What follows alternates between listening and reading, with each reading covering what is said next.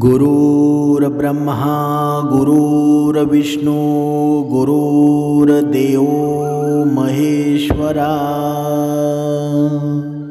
सद्गुरु साक्षात परब्रह्म तस्मै श्री सद्गुरवे नमः। जय जय रघुवीर समर्थ श्रीराम समर्थ। सद्गुरु चरणांना नतमस्तक होऊन आपण या शुभ्र सकाळच्या तेजोमय वातावरणामध्ये सर्वजण ब्रह्ममुहूर्तावर उठून उपासना करून श्रवणाला बसलेले आहेत असं समजून आपण या निरूपणाची सुरुवात करूया। मायबाप सज्जनांचे स्वागत आहे। आज आपण तुमच्या मनामध्ये निर्माण झालेला हा प्रश्न आहे ना, बहुतेक आपण या कलियुगामध्ये पाहतो की मुलींना श्रेष्ठचं स्थान दिलं जात नाही, मुलींवर अत्याचार चालू आहेत, स्त्रीवर अत्याचार चालू आहेत। हे थांबतील कधी? कुणाकडेच या प्रश्नाचं उत्तर नाही। पण समर्थांनी सांगितलेलं आहे, अशा कोणत्या घरामध्ये मुलगी जन्माला येते, देव कोणतं घर निवडतो ना, ते आज आपण या निरूपणामध्ये पाहणार आहोत। त्यामुळं प्रत्येक स्त्री आणि पुरुषानं हे निरूपण आहे ना, हे निरूपण व्यवस्थित मन देऊन ऐका। या निरूपणानं आहे ना, या निरूपणानं या जीवनामध्ये एक अशी निर्मिती होणार आहे। ती निर्मिती आहे ना, प्रत्येकाच्या जीवनामध्ये सुख निर्माण करणार आहे। आपण पाहणार आहोत कोणत्या घरामध्ये मुलीचा जन्म होतो। आजही आपण बघतो ना, अशा समाजामध्ये आपण जगत आहोत जो आजही पुरुष प्रधान आहे। आजही जेव्हा एखाद्या घरात मुलीचा जन्म होतो तेव्हा बऱ्याच घरांमध्ये निराशा पसरते। आणि ही काही दुसरी गोष्ट नाही तर आपली अज्ञानता आहे। आजही आपण या कलियुगामध्ये पाहतो ना, वेगवेगळे दिवसानुदिवस हे प्रकरण वाढत चाललेले आहेत। मग तुम्ही विचार करू शकता, असं म्हणतात ना, हा देश बघा शिक्षित नव्हता तेव्हा सुद्धा स्त्री पुरुष आनंद गोविंदाने नांदत होती। पण आज देश पूर्ण शिक्षित झालेला आहे, सुंदर विचार निर्माण झालेले आहेत, तरी सुद्धा स्त्रीवरचे अत्याचार कमी का होत नाही बरं? बघा, दरवेळेला मनुष्य उपासना तापास सर्व काही करतो, तरी सुद्धा स्त्रीवर हे अत्याचार का बरं? म्हणजे समर्थांनी सांगितलेलं आहे ना, आपली ही अज्ञानता आहे ना, आपण मुलीला ओझे समजतो। पण तुम्हाला आश्चर्य वाटेल की मुलीचा जन्म प्रत्येक घरात होत नाही, तर त्याच घरामध्ये होतो जे घर नशीबवान असतं आणि ज्यांनी आपल्या पूर्वजन्मी पुण्यकर्म कमावलेले असतात ना। आज आपण त्याच विषयावर बोलणार आहोत।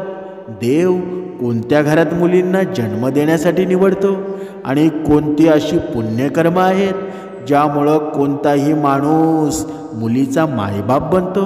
आज ही भावनिक आणि आध्यात्मिक प्रस्तुती आहे ना, तुमच्या जीवनामध्ये निरंतर निर्माण होत असते।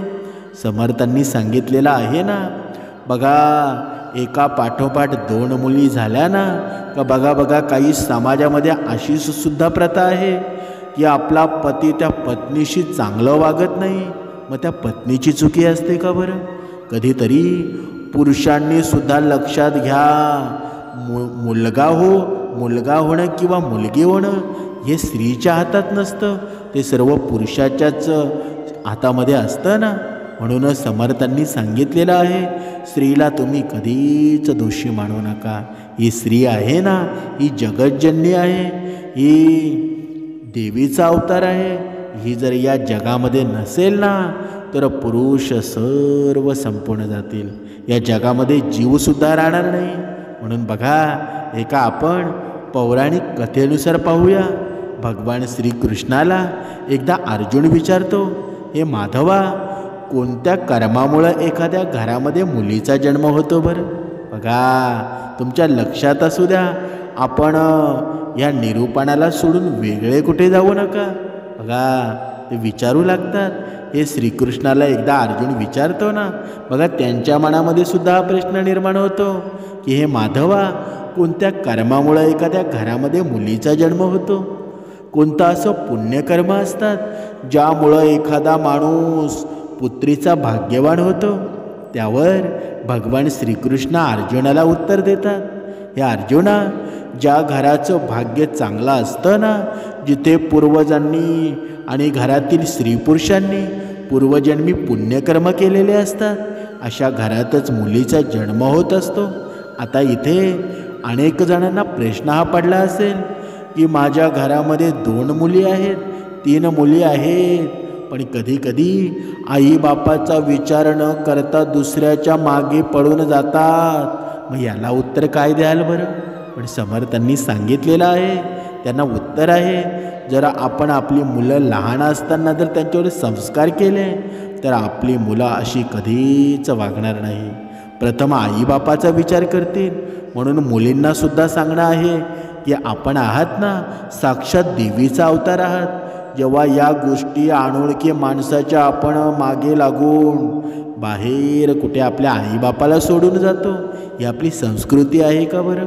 म्हणून प्रत्येक मुलीनं आपण स्वतः कोण आहोत याची अगोदर जाणून करून घ्यावं. हे सौभाग्य आहे ना, सहजासहजी कुणालासुद्धा मिळत नाही. कारण मुलीचा भार सहन करणं आहे ना, हे प्रत्येकाच्या शक्तीचं काम नसतं. म्हणून मुलगी प्रत्येक घरामध्ये जन्माला येते का बरं? कधीच येत नाही. 3ही लोकांमध्ये म्हणजे पहिला स्वर्ग, दुसरा पृथ्वी आणि तिसरा पाताळामध्ये स्त्री म्हणजे मुलगी हीच एक अशी शक्ती आहे ना, जिने जन्माला आल्यावर सर्वांचं आयुष्य बदलून टाकण्याची ताकद असते. आणि ही ताकद प्रत्येकाला पेळवणारी नसते. म्हणूनच मुलगी ही ओझं नाही, तर ती देवाचं वरदान असतं. ज्यांच्या घरामध्ये ती जन्म घेते ते घर खरंच धन्य होतं. मुली ज्या घरामध्ये जन्म घेतात ते घर स्वतः ईश्वर निवडतो. असं घर जिथे त्या मुलीच्या सर्व दुःख, वेदना, संघर्ष सर्व काही सहन करून त्यांना प्रेम दिलं जाईल. कारण तिन्ही लोकांमध्ये स्त्रीच अशी आहे जिचा भार कोणीही सहन करू शकत नाही, जी सगळ्यांच्या दुःखाचं ओझं स्वतःवर घेत असते, शांतपणे जगते. मुलीचं या सृष्टीला चालवत राहतात आणि आई होण्यासाठी त्या स्वतःचं सर्वस्व अर्पण करतात. पुढे श्रीकृष्ण स्वाऱ्या अर्जुनाला म्हणतात, ज्या दिवशी या सृष्टीत मुलींचा जन्म थांबेल ना, त्या दिवशी या सृष्टीचा अस्त हळूहळू सुरू होईल. भगवान श्रीकृष्णांनी जे काही सांगितलं आहे ना, त्याचा अर्थ खूप खोल आहे आणि अगदी तो खराही आहे. कारण जर मुली नसतील तर कोणाचाही वंश पुढे जाणार नाही. तुम्ही अनेकदा ऐकलं असेल, ज्या घरात मुलगी जन्माला येते ते घर स्वर्गासारखं होऊन जातं. कारण मुलगा फक्त एका कुळाचं भविष्य उजळवतो, पण मुलगी 2 कुळांचं नाव उज्ज्वल करते. मुलगी आपल्या आईवडिलांच्या घरी एक जबाबदारी कन्या म्हणून कर्तव्य निभवते आणि सासरी गेल्यावर एक आदर्श सून म्हणून सगळं घरच सांभाळते ना. म्हणून तुम्ही ऐकलंसुद्धा असेल की मुलगी किंवा सून आपल्या कुटुंबामध्ये कुणाचं निधन जरी झालं ना, तरी त्या व्यक्तीचं पिंडदान करू शकत नाही. पण हे पूर्णपणे चुकीचं आहे. कारण रामायणामध्ये सांगितलेलं आहे की प्रभू श्रीरामांचे वडील राजा दशरथ यांचे निधन झाले, तेव्हा त्यांच्या सुनबाई म्हणजेच माता सीतेनं त्यांचं पिंडदान केलं होतं. त्यामुळं राजा दशरथांना जन्ममरणाच्या चक्रातून मुक्ती मिळाली होती. इतकंच नाही तर हिंदू धर्मशास्त्रामध्ये स्पष्ट सांगितलेलं आहे की मुलीही वडिलांच्या नावाने पिंडदान करू शकतात. आणि जर सासरच्या घरामध्ये कुठलाही पुरुष सदस्य नसेल तर अशा परिस्थितीत सूनही पिंडदान करू शकते. म्हणून त्या लोकांना खरंच भाग्यवान मानावं लागेल की ज्यांच्या घरी मुलीचा जन्म होतो आणि ज्यांच्या घरी एकापेक्षा जास्त मुली असतात ना, ते तर परम भाग्यवान असतात. कदाचित त्यामुळं मुलींना लक्ष्मीचा अवतार मानलं जातं. खूप लोकांचं असं सुद्धा मत असतं ना की मुलगी आहे तर वेळ न दवडता तिचं लग्न लावून टाकावं, शिक्षणावर पैसे खर्च करून काही फायदा नाही. पण ही मानसिकता एका मुलीचं संपूर्ण आयुष्य बर्बाद करू शकतं? थोडा विचार करा. एका मुलीच्या मनातली अनेक स्वप्न असतात. तिलाही काहीतरी मोठं करायचं असतं, पण ती स्वप्न केवळ स्वप्नच राहून जातात. म्हणून आपल्या मुलींना त्यांची स्वप्न पूर्ण करून द्या. त्यांना आयुष्यात प्रत्येक आनंद द्या जो त्यांचा हक्क आहे ना. एक मुलगी एका मुलापेक्षा जास्त आपल्या आईवडिलांचा विचार करते. तुम्ही आजसुद्धा समाजात बघा, जर एकच मुलगा त्या आईवडिलांना असेल ना आणि दुसरी मुलगी असेल, तर मुलगा कधीच आपल्या आईबापाला सांभाळत नाही. मुलगी तिचा सासर सांभाळून सुद्धा आपल्या आईवडिलांची काळजी घेते. मग हे मुलं असून काही फायदा आहे का बरं? म्हणून मुलगी आहे ना, कधीच आईबापाला एकटं सोडत नाही. प्रेम आणि जिव्हाळा ती निरंतर देत असते. त्यामुळे मुलीचा जन्म सणासारखा साजरा केला पाहिजे. माता पित्यांनी आपल्या मुलीला नेहमी हे जाणवून दिलं पाहिजे की ती किती खास आहे. मुलगी कधीच ओझं नसते. ती केवळ स्वतःचं, आपल्या कुटुंबाचं नशीब घडवण्यासाठी जन्म घेते. खरं तर आजच्या या कलियुगाचा जर विचार केला ना, तर मुलांना शिक्षणाची गरज तर प्रत्येकाला आहे, पण शिक्षणासहित सुसंस्काराची गरज आहे. आज आपण पाहतो, आपली मुलगी जेव्हा घराबाहेर पडते तेव्हा आईबापाला कधीच माहीत होत नाही नक्की मुलगी आपली जाते कुठे. पण समर्थांनी सांगितलेलं आहे ना, जर आपल्या मुलाबाळांवर संस्कार केले असतील, सुसंस्कृतपणा असेल, तर आपली मुलगी आईबापाला सांगितल्याशिवाय दुसरीकडे कुठेच जाणार नाही. तुम्ही विचार करा, हे वय असतं ना, या वयामध्ये मुलं आपली सैरावैरा फिरतात. त्यांचं मन विचलित होतं, पण हे मन स्थिर करण्याचं काम कोण करतं बरं? हे समर्थ विचार करत असतात. आणि जी मुलगी किंवा मुलगा समर्थ विचारांमध्ये असेल ना, ती असं कधीच वागू शकत नाही.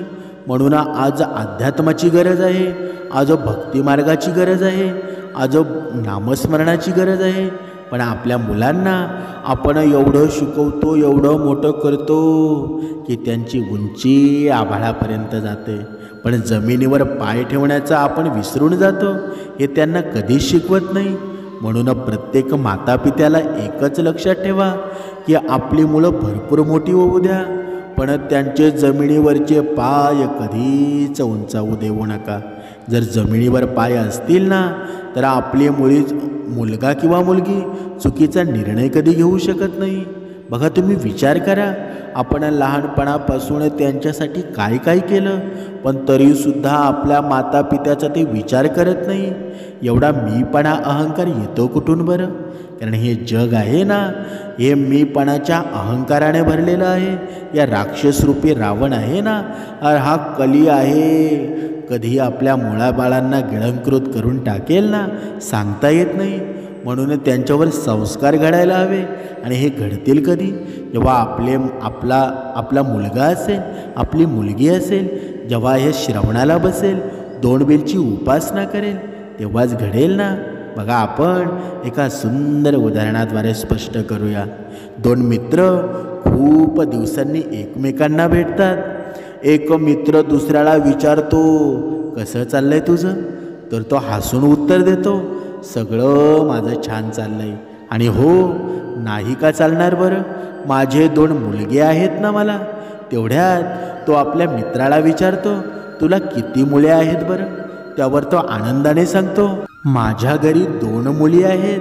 हे ऐकून त्याचा मित्र देवाचे आभार मानतो आणि म्हणतो, मी खूप भाग्यवान आहे, मी खूप भाग्यशाली आहे की माझ्या घरी मुली नाहीत. या ऐकून त्या वडिलांच्या डोळ्यामध्ये अश्रू येतात. तेवढ्यात त्यांची मुलगी त्या काकांना म्हणते, काका, देव नेहमी भाग्यवान लोकांनाच मुली देतो. गरिबांना कधीच मुलीच्या रूपानं माता लक्ष्मी मिळत नाही. देव त्यालाच मुलीचं सुख देतो ज्याच्यात तिला योग्यरित्या वाढवण्याची क्षमता असते. जो गरीब असूनही आपल्या मुलीला प्रेमानं आणि सामर्थ्यानं वाढवू शकतो ना, तोच खरा बाप आहे. म्हणूनच समर्थांनी सांगितलंच आहे ना, प्रत्येक आईबापाने मुलीचे नक्कीच लाड करायला हवे, पण एवढे सुद्धा लाड करू नका की आपल्या हाताबाहेर परिस्थिती निर्माण होईल. जेव्हा मुलं आपली लहान असतात ना, तेव्हा त्यांच्यावर अध्यात्माचे संस्कार करा.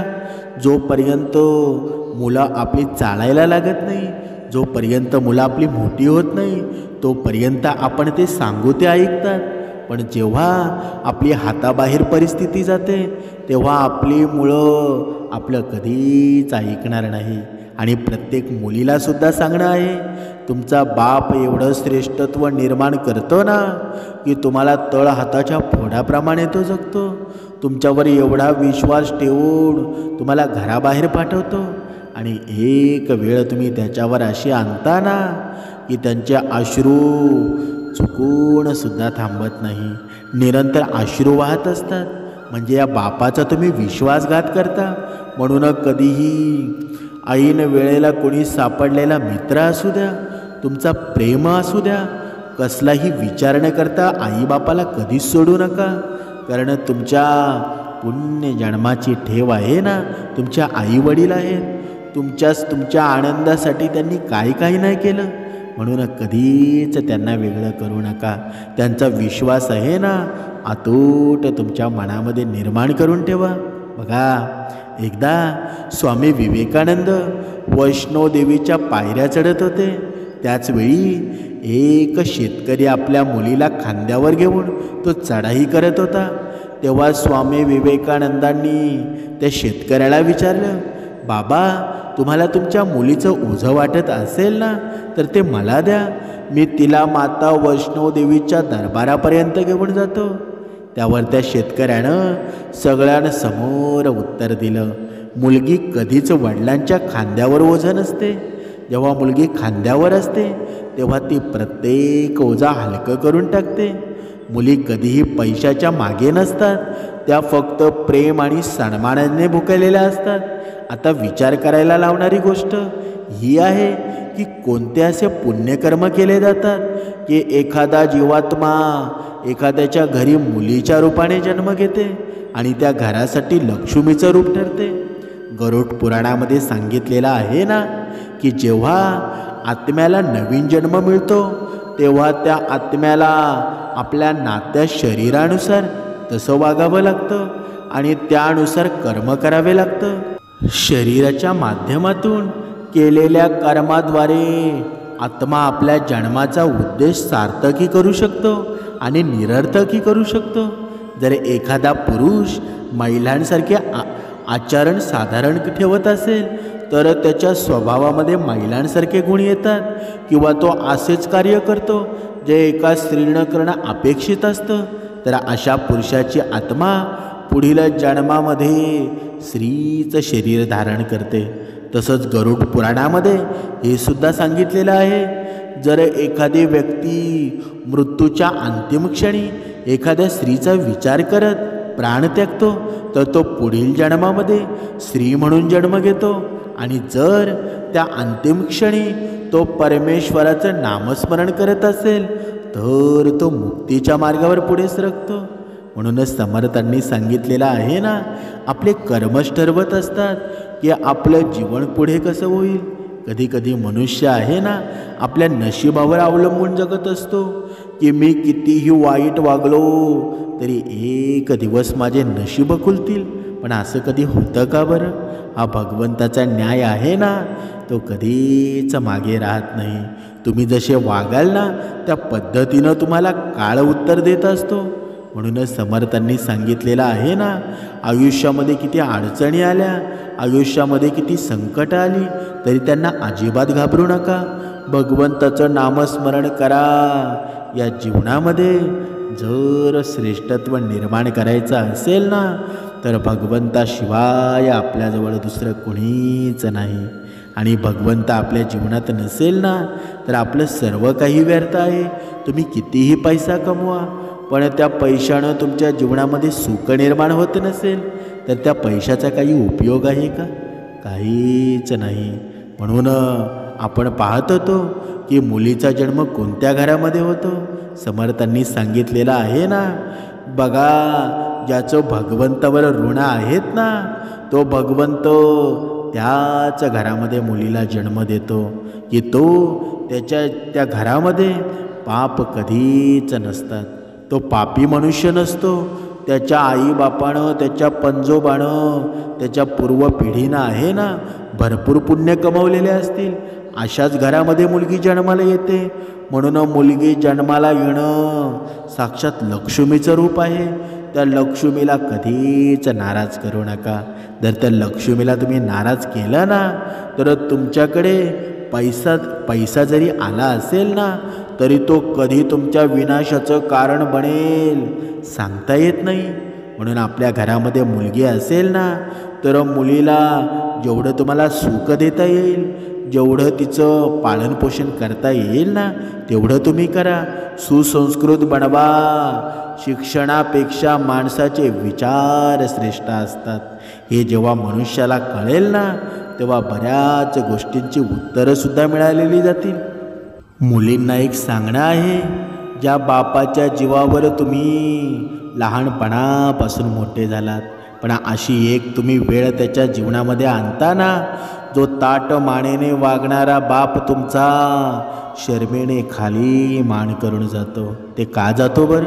कारण आपली मुलगी लहानपणापासून त्यांनी वाढवलेली असते आणि एक वेळ त्याच्यावर तुम्ही अशी आणता ना त्याच्याकडे धनसंपत्ती पैसा असूनसुद्धा त्याला जगावंसं वाटत नाही. असं का होतं बरं? कारण आपण जेव्हा जास्त शिकतो ना तेव्हा आपल्यामध्ये शहाणपण निर्माण होतं, आपल्यामध्ये अहंकार निर्माण होतो. आपण आपले विचार, आपण आपले निर्णय आपण घेतो आणि या विचारानं आपण कधी दुसऱ्याच्या जाळ्यामध्ये ओढलं जातो ना तेव्हा आपल्याला काही कळत नाही. म्हणून प्रत्येक मुलानं, प्रत्येक मुलीनं एक गोष्ट लक्षात घ्या, जेव्हा अनोळख्या व्यक्ती तुमच्या जीवनामध्ये येतो तेव्हा तो व्यक्ती तुमच्या भल्यासाठी येत असतो का? कधीच नाही. म्हणून आपण कसलाही विचार न करता त्याचा हात धरून आपण त्याच्यासोबत राहू लागतो. आईबापांना विसरून जातो. पण तुमच्या या एका निर्णयामुळं आईबापाच्या पूर्ण स्वप्नांची राखरांगोळी होत असते. त्यांनी कमावलेली इज्जत धुळीस मिळत असते. म्हणून एक विचार करा, कधी असा निर्णय घेताना आईबापाला समजून घ्या. आईबाप काय म्हणतो, त्यांचे विचार काय म्हणतात. जर तुम्ही असं केलं नाही ना तर तुम्ही जीवनामध्ये मोठी चूक करत आहात. म्हणून आईबापांना सुद्धा सांगणं आहे, जर आपल्या मुलगा मुलगीला जर आपण लहानपणापासून संस्कार दिले ना तर अशी मुलं आपली कधीच वागणार नाही. म्हणून सुसंस्कृत होण्यासाठी आईबापाची सुद्धा मोठी गर्जना असते. आईबापाचे सुद्धा मोठे विचार असतात. ज्यावेळी आपण मुलांना शिक्षण देतो त्यावेळेला जर भक्ती मार्गामध्ये सुद्धा लावलं ना तर आपली मुलं कधी वाया जाणार नाही. कधी आपण बघतो की बघा बाप भरपूर धार्मिक असतो, भरपूर चांगल्या कार्यक्रमांमध्ये जात असतो, भक्ती मार्गामध्ये असतो, पण तो त्याचा भक्ती मार्ग करतो. पण आपल्या मुलांना भक्ती मार्गाचं अध्यात्माचं ज्ञान द्यायला विसरतो. मग ती मुलं तशी होतील का बरं? ती मुलं वाईट गुणीच होतील ना. म्हणून प्रत्येक आईबापानं एक गोष्ट लक्षात ठेवा, आपली मुलगी कपडे कसे घालते, आपली मुलगी काय करते, आपली मुलगी नक्की कॉलेजला जाते की कुठे जाते यावर पूर्णपणे लक्ष आहे ना आपल्या आईबापाने द्यायला हवं. आपण पूर्णपणे पैसा कमवतच राहिलो तर आपल्या मुलांकडे कोण लक्ष देईल बरं? म्हणून आपल्या मुलाबाळांना विश्वासामध्ये घेऊन रात्री त्यांच्याशी बोलत जावा. आपण सकाळी जातो रात्री येतो तोपर्यंत मुलं झोपलेली असतात. कधी एक महिना आईबापाची आणि मुलाची भेटसुद्धा होत नाही. मग आपण कसे संस्कार देऊ बरं? म्हणून आपण मुलांनासुद्धा वेळ द्यायला हवा. म्हणून प्रत्येक आईबापाने एक गोष्ट लक्षात घ्या, जेवढं आपण अंतःकरणाची भक्ती करतो ना तेवढ्या अंतःकरणाची भक्ती आपली मुलं आपल्याशी किती जोडलेली आहेत हे सुद्धा पाहावं. म्हणून नुसते मुलांचे लाड पुरवून फायदा नाही, त्यांना सुसंस्कृत करण्यासाठी समर्थ विचारांमध्ये आणा.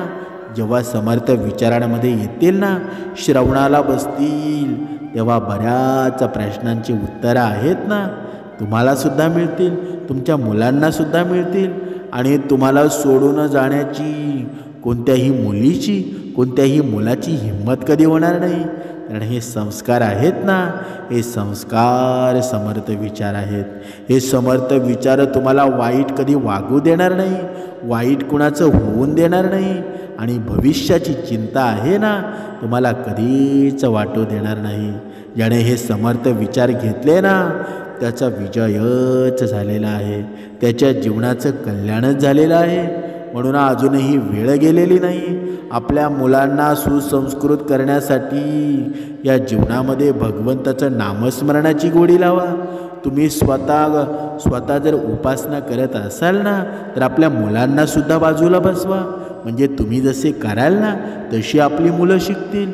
म्हणूनच समर्थांनी सांगितलेलं आहे ना, आयुष्यामध्ये पैसा कमी कमवला तरी चालेल, पण आपल्या मुलांचे विचार सुसंस्कृत असायला हवे. आपले विचार जर श्रेष्ठ असतील ना, तर आपली मुलंसुद्धा श्रेष्ठ होतील. आपण नुसते दुसऱ्याला उपदेश करत बसू नका, आपल्या मुलांमध्ये सुद्धा सुसंस्कृतपणा आणा. हे जीवनाचं सार आहे ना.